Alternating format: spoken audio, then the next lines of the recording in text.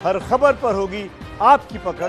Download कीजिए ABP live app. लगे रहो केजरीवाल का नारा ऐसा चला कि दिल्ली में तीसरी बार आ गए केजरीवाल और छा गए केजरीवाल। दिल्ली 5 साल से केजरीवाल की निगरानी में थी, अगले 5 साल भी उन्हीं की ही निगरानी में होगी। कैसे केजरीवाल पहुंचे इस मुकाम तक? वो ऑफिसर थे, फिर आंदोलनकारी बने और दिल्ली के करता धरता। देखिए उनकी कहानियां संघर्ष से लेकर सत्ता तक।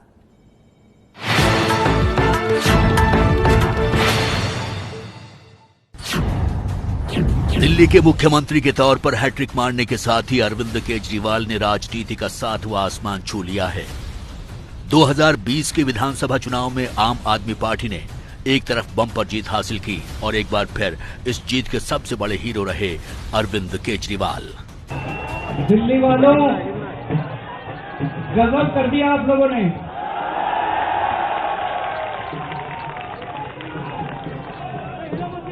आई लव यू।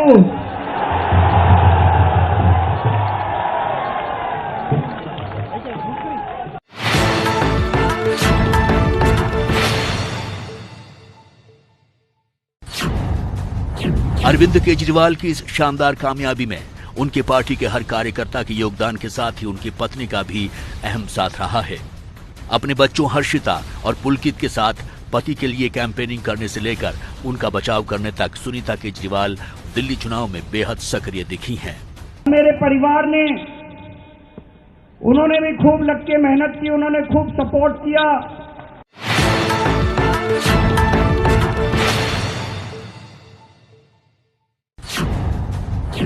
अरविंद केजरीवाल की तरह उनकी पत्नी सुनीता भी पूर्व इनकम टैक्स ऑफिसर हैं।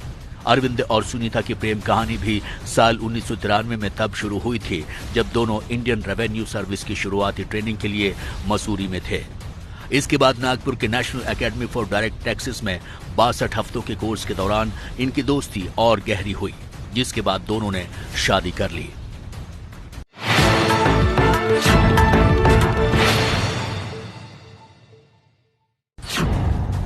अरविंद केजरीवाल और उनकी पत्नी सुनीता की पहली पोस्टिंग दिल्ली में हुई और दोनों इनकम टैक्स डिपार्टमेंट में असिस्टेंट कमिश्नर बने। लेकिन इस दौरान अरविंद केजरीवाल ने समाज में बड़ा बदलाव लाने की ठानी।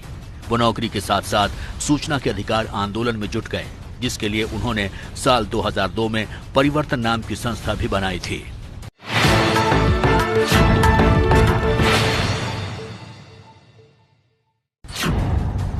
साल 2002 के शुरुआती महीनों में केजरीवाल भारतीय राजस्व सेवा से छुट्टी लेकर दिल्ली के सुंदर नगरी इलाके में एक्टिविज्म करने लगे थे। तब यहीं उन्होंने एक गैर सरकारी संगठन स्थापित किया जिसे परिवर्तन नाम दिया गया था। ये वीडियो उसी दौर का है जब इस इलाके की गलियों में केजरीवाल माइक लेकर नुक्कड़ सभाएं किया करते थे।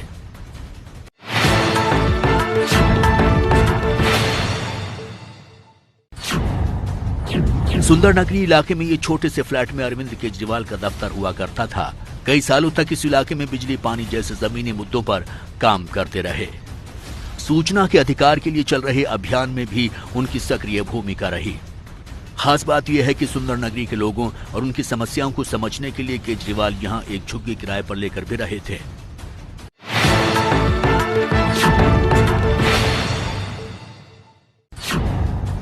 अगस्त 2011 में अन्ना हजारे ने भ्रष्टाचार के खिलाफ आंदोलन शुरू किया था। देखते ही देखते अरविंद केजरीवाल इस आंदोलन का सबसे बड़ा चेहरा बनकर उभरे। दिल्ली के जंतर मंतर से शुरू हुआ अन्ना का ये आंदोलन रामलीला मैदान से होते हुए मुंबई के अगस्त क्रांति मैदान तक भी पहुंचा। लेकिन यहां से केजरीवाल और अन्ना हजारे के रास्ते अलग हो गए थे।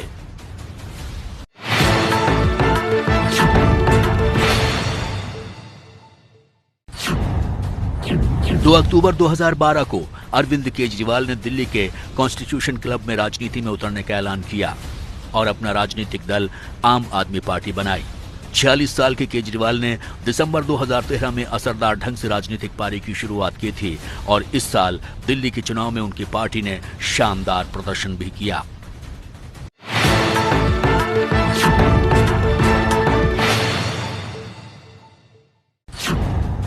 साल 2013 में दिल्ली के चुनाव में केजरीवाल का बीजेपी और कांग्रेस से दो तरफा मुकाबला था। बिजली के बिल आधे करने, रोज 700 लीटर पानी मुफ्त देने, जन लोकपाल बिल 15 दिन में लाने और ठेके पर कर्मचारियों को 1 महीने में पक्की नौकरी देने जैसे वादों के साथ केजरीवाल की आम आदमी पार्टी दिल्ली के चुनाव में उतरी थी। इस चुनाव में आप पार्टी ने 7 में से 28 सीटें जीतकर विरोधियों की बोलती बंद कर दी थी।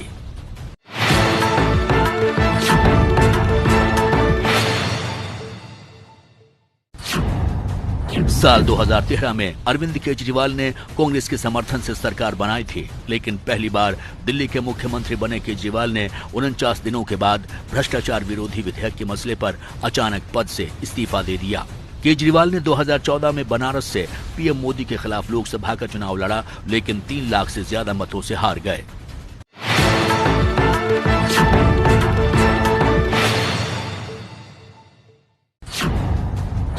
दिल्ली के मुख्यमंत्री पद से इस्तीफा देने और आम चुनाव में आम आदमी पार्टी की बुरी हार के बाद केजरीवाल की मुश्किलें बेहद बढ़ गई थीं। पार्टी के नेताओं की बयानबाजी जहां उनका सिरदर्द बढ़ा रही थी, वहीं पार्टी पर उनकी पकड़ भी कमजोर पड़ने लगी थी। इस दौर में केजरीवाल को 6 दिनों के लिए तिहाड़ जेल की हवा भी खानी पड़ी थी।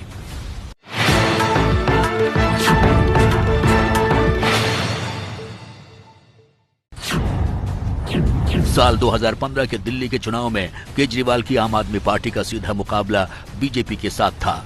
इस चुनाव में केजरीवाल के खिलाफ पीएम मोदी ने फ्रंट से मोर्चा संभाला था। बावजूद इसके जहां 2013 में आम आदमी पार्टी ने 28 सीटें जीती थीं, वहीं 2015 के पिछले चुनाव में उसने दिल्ली की 70 में से 67 सीटें जीतकर कांग्रेस और बीजेपी का सूपड़ा साफ कर दिया था।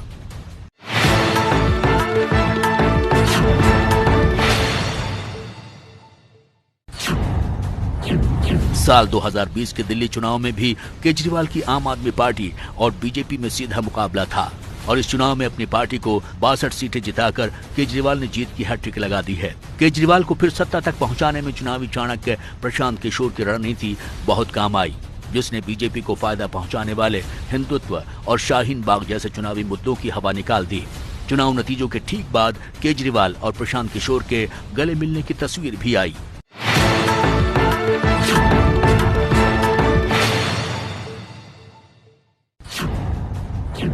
अरविंद केजरीवाल बचपन से ही धार्मिक प्रवृत्ति के थे। मिशनरी स्कूल में पढ़ने की वजह से वो चर्च जाते थे और घर पर हिंदू रीति रिवाज सीखा करते थे। सुबह प्रार्थना करते और रात को सोते समय भी अरविंद को इससे नैतिक बल मिलता था और उन्हें अपनी बात मनवाने की इच्छा शक्ति भी मिलती थी।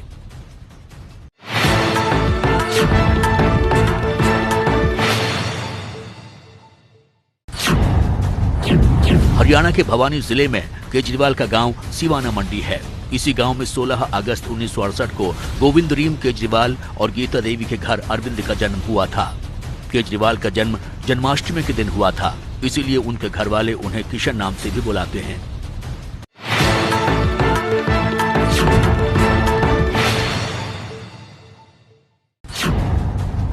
अरविंद केजरीवाल के पिता पेशे से इलेक्ट्रिकल इंजीनियर थे और उनकी पोस्टिंग सोनीपत, गाजियाबाद और हिसार में रही। यही वजह है कि अरविंद भी अपने पिता के साथ शहर दर शहर जाते रहे। अरविंद केजरीवाल की हाई स्कूल की पढ़ाई हिसार के इसी कैंपस स्कूल में हुई है।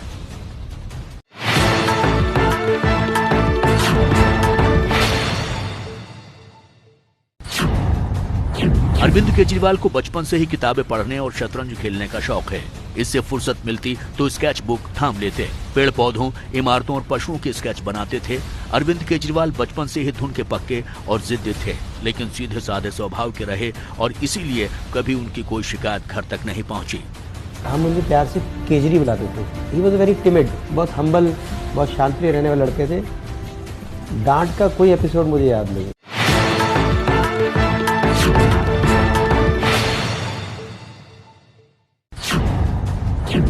अरविंद केजरीवाल बचपन से ही धार्मिक प्रवृत्ति के थे। मिशनरी स्कूल में पढ़ने की वजह से वो चर्च जाते थे और घर पर हिंदू रीति रिवाज सीखा करते थे। सुबह प्रार्थना करते और रात को सोते समय भी अरविंद को इससे नैतिक बल मिलता था और उन्हें अपनी बात मनवाने की इच्छा शक्ति भी मिलती थी।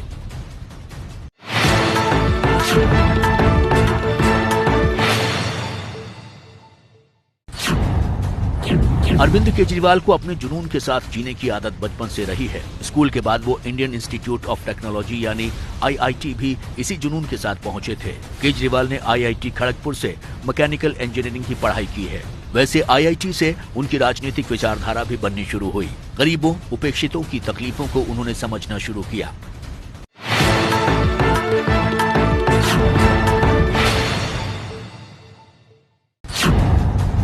इंजीनियरिंग की पढ़ाई पूरी करने के बाद केजरीवाल ने टाटा स्टील में नौकरी की, लेकिन इस दौरान वो भारतीय सिविल सर्विस की तैयारी भी करते रहे। जमशेदपुर में 3 साल तक टाटा स्टील में काम करने के बाद उन्होंने नौकरी छोड़ दी।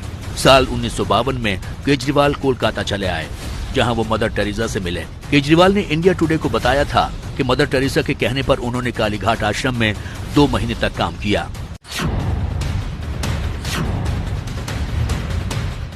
मैं शेखर कपूर लेके आ रहा हूं प्रधानमंत्री सीरीज 2 शनिवार रात 10 बजे।